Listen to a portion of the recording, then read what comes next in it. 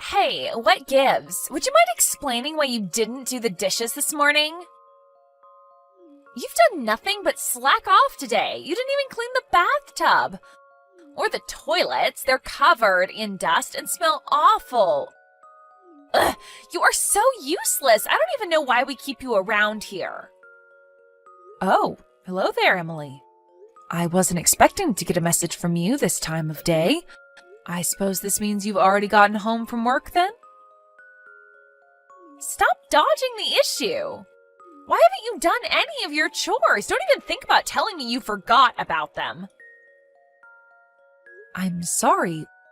What are you talking about?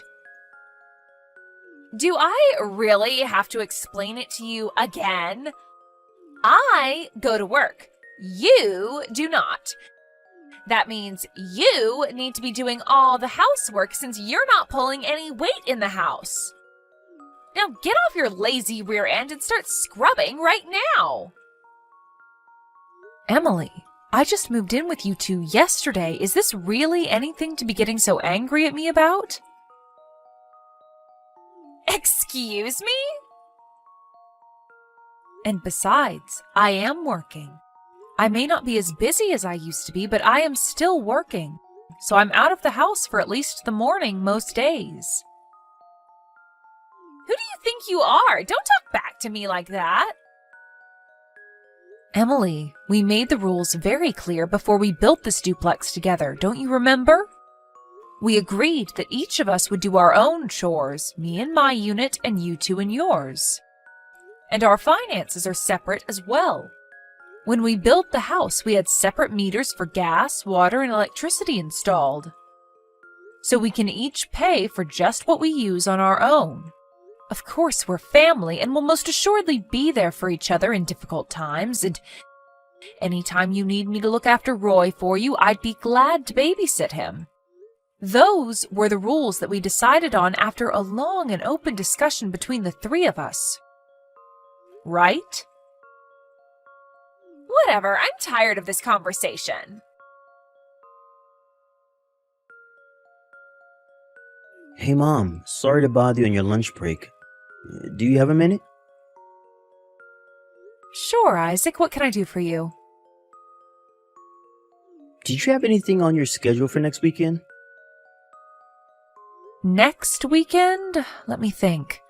No, I don't believe I have anything going on then. Why's that? Okay, then what would you say to all of us going on a short little vacation as a family? A vacation sounds lovely. What's the occasion? Actually, one of my coworkers won a vacation in some kind of drawing, and he was planning on taking his family on an overnight resort stay. But I guess one of his kids got sick and is going to be in the hospital for a few weeks now, so they can't go anymore. Oh, that's terribly unfortunate. I hope the child is all right. The trip voucher had to be used within a specific time period, and it's too late now to change the reservation date. So he offered to pass the tickets to me if I was interested. Since the tickets were for 4 people, it works out perfectly that you, me, Emily, and Roy can all go together. The one little snag is that I have work on Saturday morning that I can't get out of. So you guys will be going there with just the 3 of you, and I'll be meeting up with you later on that day. So, me, Emily, and Roy will all go in the morning then? Yeah, that's the way it will work out. What do you think? I thought it would be a great opportunity for you and Emily to improve your relationship. You said the 2 of you were having difficulties, right? Since Roy will be there, and you know how much he loves you, it could be a great bonding experience for you two. You know, I think you may be right. Sure, Isaac, I'd love to go along. Thank you for the invitation. Alright, I'm really looking forward to it. I'll let you know the specifics once everything is set in stone. I'll talk to you later. Thanks, Isaac. I'll be waiting. Hey, Mom. Sorry for the late notice, but I have something important to tell you about the vacation tomorrow. I see. What is it, Emily? I forgot to tell you that our departure time got changed. Ah, all right. Oh, thank you for letting me know. We were planning to leave the house at 7 a.m. and drive to the airport in order to make the 8 a.m. flight. But the flight we were booked on got canceled, and they rescheduled us for a flight at 10:15 a.m. instead. So we're going to be leaving the house at around 9 a.m. that morning. One more thing, though. I need to stop by Roy's friend's house to pick up a toy he left behind the last time he had a play date there. So could you meet us at the airport at 9:30 a.m.? All right, that sounds fine. I'll give you your tickets to the airport tomorrow. Thanks, Emily. See you in the morning. Hello? Emily, where are you? I just got to the airport and I'm waiting at the gate like you said. But I can't find you or Roy anywhere. Did something come up? Are you running late? Well, good morning, Mother Dearest. Actually, Roy and I already left on the 8 a.m. flight. We just landed a few minutes ago. What? What's going on? Last night you told me that the 8 a.m. flight was canceled and we were going to go on the 10:15 flight instead. You really don't get it, do you? I told you the wrong time on purpose. Did you really think I was going to let you come with us on this vacation? Get real. This is a family vacation, and you're not my family. You're my mother-in-law, not my real mother. Now be a good old maid and give me some money to use on your grandson and crawl back home to your rocking chair. I don't believe this. How could you do this to me? It was easy. Anyway, I know you've got my bank account number, so just wire the money there. Got it? Don't worry, I'll spend most of it on Roy. He's got a birthday coming up, and it's not like you need the money for anything, so go ahead and wire me a couple $1,000s. That should be enough for now. I was looking forward to this vacation. I wanted to spend time getting closer to you. I know we've had a difficult relationship up until now, but I thought this would be our chance to come to understand each other better. I thought we were all going to make some wonderful memories together as a family.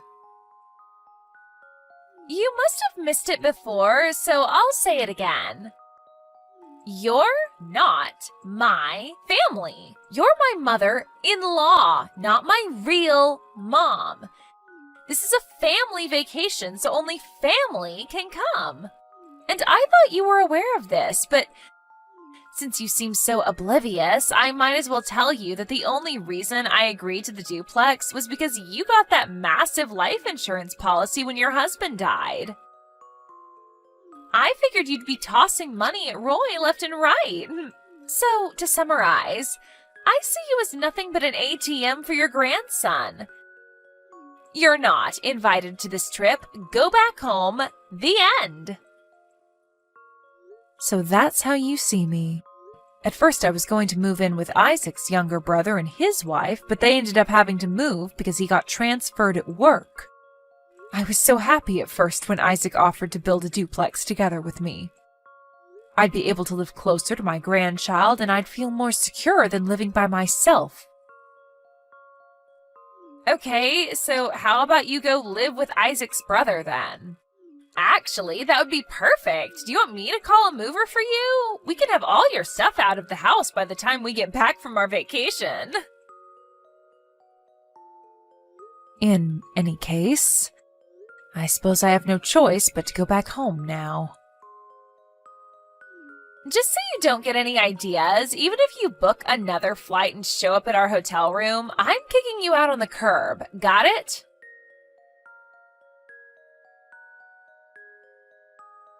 Hey, Mom. I'm almost at the hotel. Sorry I'm coming so late. How are things with you, Emily and Roy? Isaac. Did you guys enjoy your afternoon at the amusement park? Isaac, I'm not at the hotel. I'm at home. Wait, what? Why? Didn't you get on the plane with Emily and Roy in the morning? Did something happen? Are you okay? Emily told me that the flight was canceled and that we were getting on a flight at 10 instead. When I messaged her later, she told me that she had lied because she didn't want me to come. She did what?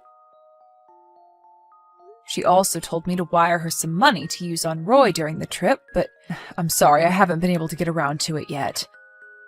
I stopped at a convenience store on the way back to pick up some food for lunch, and, well, here I am.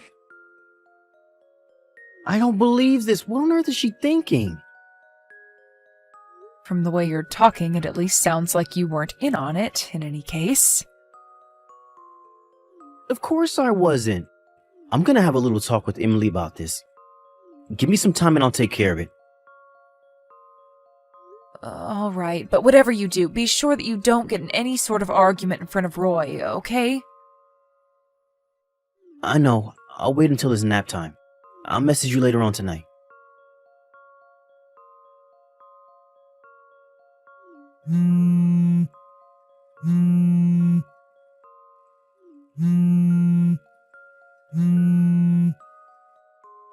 Hey, are you there? I can't find Isaac or Roy anywhere. Do you have any idea where they might be? Emily? Oh, are you still at the hotel? Isaac just got back to the house with Roy about an hour ago. They did? So, wait a minute. I'm all alone out here now? They abandoned me? Well, like I said, they just got home, and I haven't heard any specific details, but yes, it does appear so. Is this your doing? What did you say to Isaac? Nothing, really. I just told him that you gave me the wrong time for the plane on purpose in order to keep me from coming with you on the trip is all. That's not nothing. Why couldn't you have just told him that you got sick and couldn't go or something? You're making it sound like I'm the bad guy. Emily, dear, I'd say an objective reading of the situation would lead to the conclusion that, yes, in fact, you are the bad guy. What did you just say? Did you think that Isaac would let you get away with a thing like this? That he would just take your side unquestioningly? Well, duh, he's my husband. Plus, I didn't even do anything wrong. You're the one that's in the wrong. We were going to have a fun, carefree vacation, just the three of us, but you butted in and invited yourself along. And now, thanks to you, I'm all alone in this hotel room. Emily, you're under the completely wrong impression. Isaac is the one who invited me along on the vacation. I didn't invite myself. Are you serious? If you or Isaac had told me beforehand that you wanted to have a vacation with just the three of you, I would have understood. I'm not so presumptuous as to invite myself along to other people's vacations. But Isaac never told me that. Isaac thought, and I agreed, that this would be the perfect chance for us to get to know each other better, to finally have a positive relationship with each other. But now I've made my decision. I'm leaving my estate to Isaac's younger brother. Wait a minute. Estate? I do suppose it's a bit early to be talking about my estate, but you deserve to know my intentions. I'm actually the chairman of the board of 4 different companies. 4? I thought you were unemployed. They were originally my father's companies, and when he passed away, he left his majority stake in each of them to me. It's been a while since I've seen the numbers, but I believe my stock holdings alone amount to around 5 million? 5 million? So that's going to get split up between the 2 brothers, right? Isaac's younger brother and his wife are going through a training program designed by me in order to equip them to effectively run the companies in the future. Obviously, as the firstborn, I talked to Isaac about this first. But he said he had other interests, and I gave him my blessing to pursue them. His words were, "Don't worry, Mom. I'm going to forge my own path in life. You can leave everything to him." He said that? Is he insane? What kind of psychopath would turn down a $5 million inheritance? What's wrong with him? There is nothing wrong with him. He's a fine, upstanding man who takes good care of you, Roy, and me. Perhaps you might recognize that if you would think about someone other than yourself for a change. Hey, what's that supposed to mean? I wish things could have turned out differently than they did, Emily.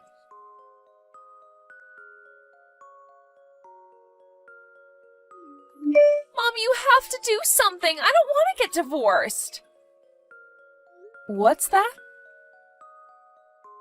Do something about this. Talk to your son. He says that he's going to divorce me and then he's going to work with his lawyer to make sure that I lose custody of Roy.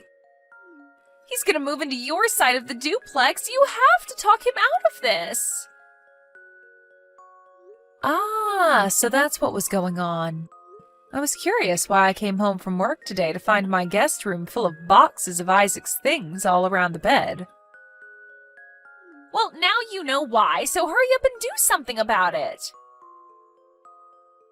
From what Isaac has told me over the last several days, not only have you not shown any semblance of remorse for what you did, but you've been trying your hardest to encourage Isaac to quit his job and take back my inheritance from his brother, including a presentation on a house that you could buy with the $5 million? What was I supposed to do? There was no way he could have been in his right mind turning down $5 million. I figured if I showed him the kind of lifestyle that much money could afford, he'd change his mind. Emily, I have to say I'm disappointed, but painfully unsurprised. First of all, the decision of my estate is as of yet undecided. Nothing is set in stone yet. Didn't you say you were going to give it to Isaac's brother, though? I've consulted with various financial advisors over the past several years, and presently I'm intending to divide my estate evenly between my two sons. However, how that division ultimately pans out is something for them to discuss between themselves. Oh. Then why didn't you just say that in the first place? That would have saved me a ton of grief.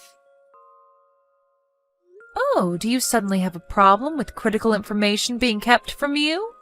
That's exactly what you did to me when you lied about the plane being cancelled. I wanted to see how you'd respond if I only told you the size of my estate and Isaac's intentions. So, this was all a test? Yes, and you failed miserably. Oh no. You can ask Isaac for more details. But that has nothing to do with our divorce. I don't want to get divorced. You need to do something. Talk to Isaac. Tell him that a divorce would be bad for Roy. Whatever you need to do. After this past week's events, I'm not entirely sure having a mother like you in the picture would be a good thing for Roy at all, Emily. Please. I've said my piece, and I have nothing to say to you ever again. I hope you one day learn to care about someone other than yourself. Mom, no! Goodbye, Emily.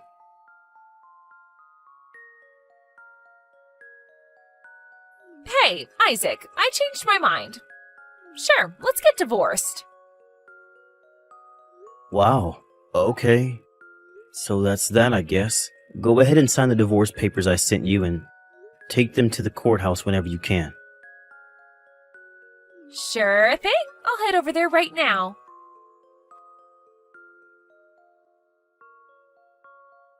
Okay, it's all done. I just got back from the courthouse, so we're officially divorced. Wire me my share of the assets as soon as you can. I'm pretty sure you still have my bank account information. What are you talking about? Don't pretend like you don't know. I can do math. Since your mom's estate is $5 million and you get half, that means you get $2.5 million. That means that since we're divorced, I get half of that. So you owe me $1.25 million. I'm planning on using that to pay the bills while I look for a new job, so send it to me as soon as possible. Got it? Why did I have to marry someone as stupid as you? My mom's not dead yet, you moron. So? Do you even know how inheritance works, Emily? As long as she's alive, it's all still hers, and she's perfectly healthy. How do you not know this? Wait, really?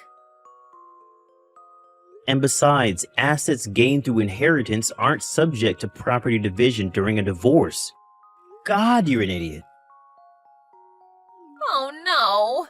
Okay, then I changed my mind. We're not getting divorced after all. Don't you think it's a little too late for that?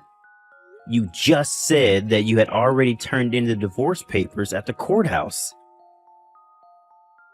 Uh-oh. Man, this sucks. What am I gonna do now? Emily and Isaac's divorce was finalized just a few days after our final conversation.